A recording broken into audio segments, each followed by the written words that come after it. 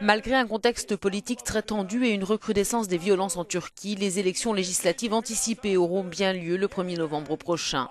Depuis juin dernier et la défaite de l'AKP privée de la majorité absolue, aucun gouvernement de coalition n'a vu le jour. C'est l'impasse politique en Turquie. Que peut-on attendre de ces élections? Nous avons rencontré Murat Yetkin, le rédacteur en chef du journal turc Hürriyet Daily News.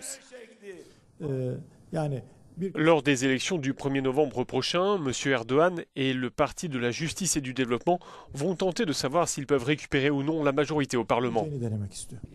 Nous nous trouvons dans une situation très différente des dernières élections. Le processus de paix a été interrompu, il y a une recrudescence des actions terroristes. Comment cela va-t-il se refléter sur cette élection ? Ce que vous avez dit est très important. Le PKK attaque à nouveau, les militaires ripostent de façon très dure et tuent.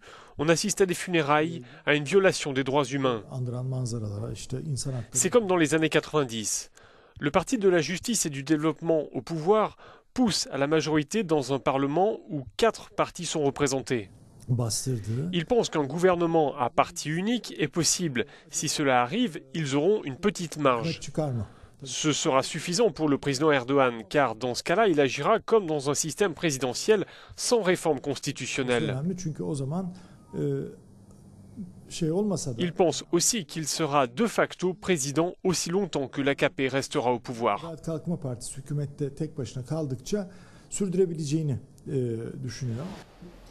Durant 40 jours, le président Erdogan et le chef de l'AKP ont négocié avec les sociodémocrates d'un côté et les nationalistes de l'autre, en vain. Aucun parti d'opposition ne s'est rallié à l'AKP pour former une coalition gouvernementale. Quels sont les scénarios post-élection dans le pire et le meilleur des cas?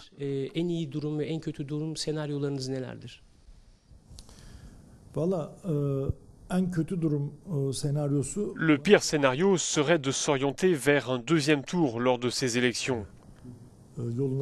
Car en termes d'investissement, la Turquie a déjà beaucoup perdu en 2015. Elle perdrait aussi trop en 2016. Et nous ne pouvons pas savoir combien d'années cette situation floue va durer, car la Constitution l'autorise.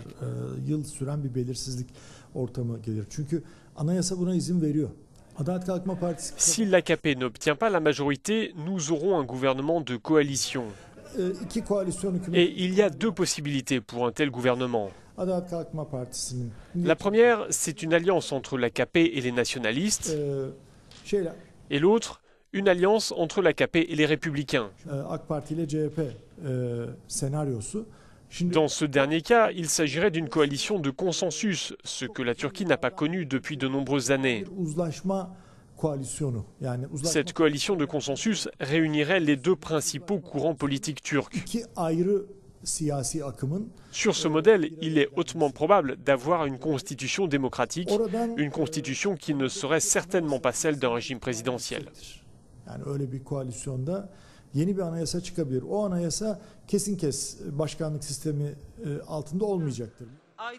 De son côté, l'opposition pro-kurde accuse Recep Tayyip Erdogan de vouloir attirer à lui l'électorat nationaliste, pointant notamment du doigt ses responsabilités dans l'attentat d'Ankara qui a fait près d'une centaine de morts samedi.